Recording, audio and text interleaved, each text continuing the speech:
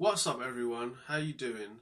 I just want to do a video today about fake reviews on the internet, and this isn't targeted to any specific seller, but I will be mentioning some big ones like Amazon. And also, this isn't just limited to products.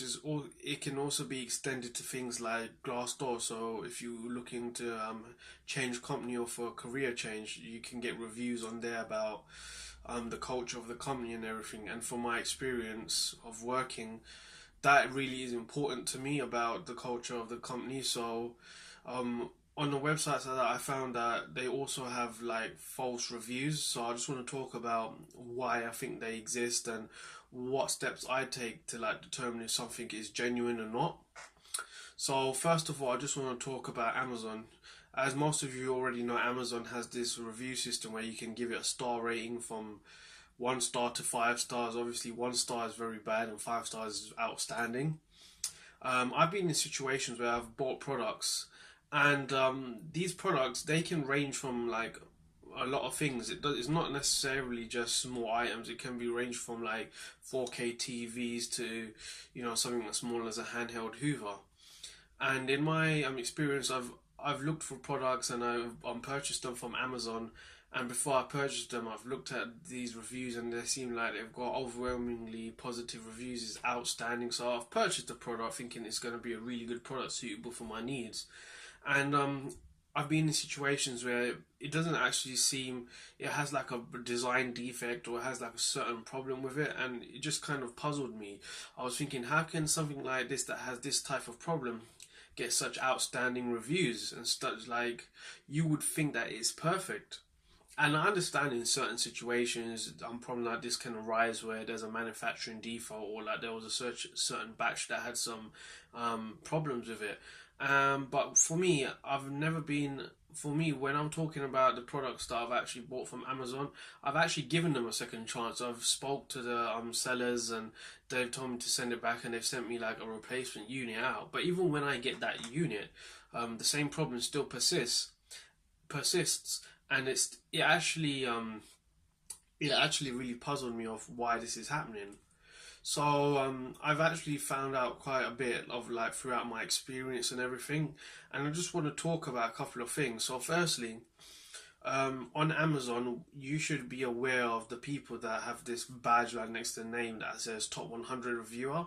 Because for most people, if they see that, they would think, oh, this person has integrity and credibility. Their review is probably like really genuine and honest. And I can understand why people would say that. However, I don't entirely believe that, because they have something to gain from giving a really positive review. So let me just give you like a hypothetical situation. So let's just say I was a car salesman, and say a gentleman came in and he was telling me about his requirements for a new car. So say it had to have 4 doors, it had to have leather interiors, it had to have DAB digital radio, it had to have seat warmers. And let's just say that for a certain manufacturer I get extra commission. So let's just say there's a manufacturer called Z, and for Z I get 25% commission instead of the normal 10% on other manufacturers. Because selling this person a Z manufactured car, I would push him towards that. I would recommend him a car from that manufacturer because I have more to gain from it. So I could actually find a car that meets his requirements, and he could quite well be happy with it and purchase the car, and I would have gained more from that. However, there could have been a car that was cheaper and met his requirements from another manufacturer, but I'm unlikely to recommend that to him because I don't gain as much from it. So you understand that there's a conflict of interest, because I'm supposed to be advising the customer of the best solution for them based on their requirements, but because I gain more monetarily, financially, from selling him a certain specific vendor, that's what I'm going to do. And in a sense, it's kind of like that with those top 100 reviewers. They don't necessarily like gain money from the reviews, but what they do gain is they actually get free products from companies, and they're able like for reviews, so they don't have to pay for any of these products. They get them sent to them, and they're allowed to keep them. So you know, in a situation like that where someone is a top 100 reviewer, they would want to keep that. They would still want people to send them products for free, which they get to keep and review. Like that's how they gain from it. They get all of these products for free. So you know, they may see it in their best interest to give them a positive review. But by doing that, you're not entirely honest, and just by the fact that you have something to gain from it means that you're going to be biased. So there's a biasness by default. And I've heard of situations and seen things where people have got these products to review. They thought that the products weren't that good, so they spoke to the seller, and the seller basically spoke to them, and they were in contact, and the reviewer basically thought it would be in their best interest not to actually give the review, not to write a review, because it would reflect badly on the product. And again, I don't really like that practice, because whether a product is good or not, you're supposed to give constructive criticism. And that criticism is supposed to be there for the buyers. It's supposed to educate them. It's supposed to give them an insight of how the product really is. Because you know, when a company is selling a product, no matter what it is, they're always going to tell you the advantages. They're not going to tell you that, oh, it's good at this, but it's not so good at this. They want to market it so that you think it's like the perfect product for them. So these reviews are really here for us to inform us, and I really don't feel like they're serving the purpose, because they're misleading us instead of informing us and giving us factual information. And don't get me wrong, I'm not saying that all of these sellers are like that. You may get some sellers that are really honest and they give you a true reflection of the quality of the product, but I just kind of see the way that the Amazon review service is set up, and about like the top 100 reviewers, I feel like there's just so much room for like biasness and like dirty play, so to speak. So this is the thing that I do. Whenever I'm looking for a product and I'm looking at the reviews on Amazon, I don't even pay attention to the 5 out of 5 stars or the 4 out of 5 stars. I'll go straight to 3 and under, because in my personal experience, I found that when I've bought products that had outstanding reviews and I had like certain issues with them, I went back to the page and looked at the lower rated reviews, and a lot of them actually spoke about the problems that I was having. So it wasn't just like it was certain amount of people having this. It seemed like a lot of people were having the same issue. So I kind of feel like the lower ratings give a more true reflection of the quality of the product. So I always look at them, and what I do is I try to see if there's any like repetition. So if people keep saying there's a specific problem, and if that keeps coming up, because if that's the case, in my personal experience, that means more than likely that you're going to experience that problem as well. And what I also like to look out for is I actually like to compare reviews for products on different sites. So I may look on Amazon, then I'll go somewhere else and I'll compare reviews there. And if there's like a professional website that has actually done a review there, I'll actually look at their review and see what they do. If I can't find something like that, I'll go on YouTube and I'll look for reviews people have done, or I'll look for like tests people have done. So for example, like a speaker, if someone has actually done like a sound test for that specific speaker, I'll look for it so I can actually see the product myself and how it works. And also, this is one thing I do want to say. A lot of these people that get a product for free on Amazon, they do make you aware that they got this product in exchange for an honest review. So I like that they're not hiding that. But still, that doesn't actually take away from any buyers. That just means that you're aware that they actually got this for free. Excuse me.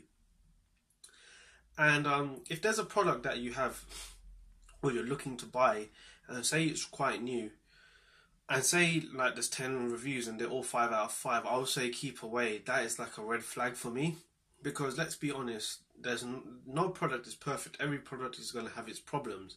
It just comes down to the fact that if the product is suitable for you and your needs. So if you have something which is really new and it just has like I said, let's just say a product has it's new and it has 10 reviews, all of them are 5 stars, say keep away. I would say those aren't genuine and they will not give you a true reflection of the quality of the product. I think an honest review really needs to have a good mixture of bad reviews and good reviews, because I feel like in situations like that you'll get a more honest reflection of how the quality of the product and if it's suitable for you. And of course, like I said previously, there's no perfect product. Every problem will have its problems. So I feel like things that have a mixture is actually really genuine. And in my personal experience, those are the products where I've actually been able to get a good idea of if they're suitable for my needs or not before actually purchasing the product. And that's about it when it comes to products like that. But I'd also like to talk about Glassdoor. Me and myself and a few other people I know have had these experiences where we've been looking to we're looking to get into a certain industry, or we want a change in our job, and we've seen on the internet there's been new positions from various companies, and we've actually applied to them. And before we applied to them, we looked at Glassdoor, and they were really, really good, positive reviews. So that the culture is good, the company really support you in your own personal development. It's just things like that. It just seemed like a really good company to work for. However, when we actually got into these companies, we went for the interviews and everything, and once we were successful, we actually understood how the company was. And of course, no company is going to be perfect. Some companies may deal with certain things better than others, and that's no doubt. But every company has its problems. And in my personal experience, I found out the culture of the company wasn't exactly how it was made out to be on Glassdoor. And on Glassdoor, a lot of these people that give reviews are employees of those companies. So you understand then, there again, if they give a bad review, it's not going to reflect well on them. And because I know you can be anonymous and everything, but you can also decide to give your name and who you are and everything on Glassdoor. But so you have a bias to make the company look good.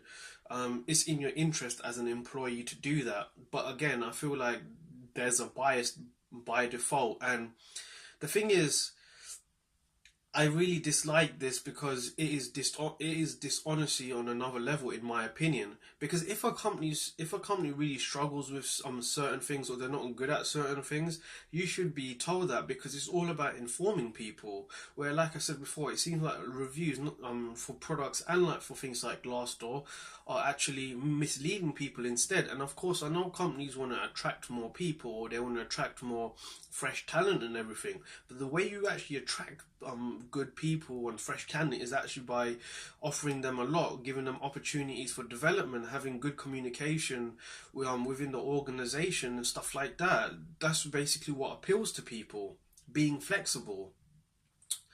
And I think it's a real shame, because I've actually looked at some of the reviews for places where I didn't think were actually good places to work, where I thought they were okay places, but they're not 5 out of 5 star places. And it just seems like it's kind of rigged in a sense. It's not really rigged, but the people that are giving these reviews have a vested interest to make the company look really good. And to be honest with you, I thought to myself, these people are smoking crack. The company is really not that good.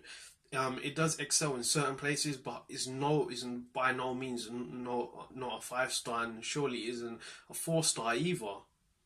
But you just need to be vigilant. You can use some of the same techniques I spoke of before. If it seems like there's overwhelmingly positive, that's a red flag. And you should also try to go to other places to see reviews for companies. I know it's not really easy sometimes, and it's not possible. But say you go to a place and you find a mixed review, or you find a mixed bag, some positive, some negative. I would say that one would give you a more true reflection of the culture of the company, and it will be less biased. And I mean, it is really sad. You have to be you have to be a bit pessimistic. You have to look at the negative. But it's just that's just what it's come down to nowadays. I feel like the negative reviews are actually more honest, in my personal and humble opinion. So yeah, that's it for this video. I hope this has been informative to you, and if you've liked it, please give me a thumbs up. If you like this type of content, then I'll try to do more of it. Please subscribe to my channel, and if there's any tips that you personally use that I haven't mentioned in this video, please leave them down in the comment section before. So I'd like to thank you for watching, and have a good day. Bye.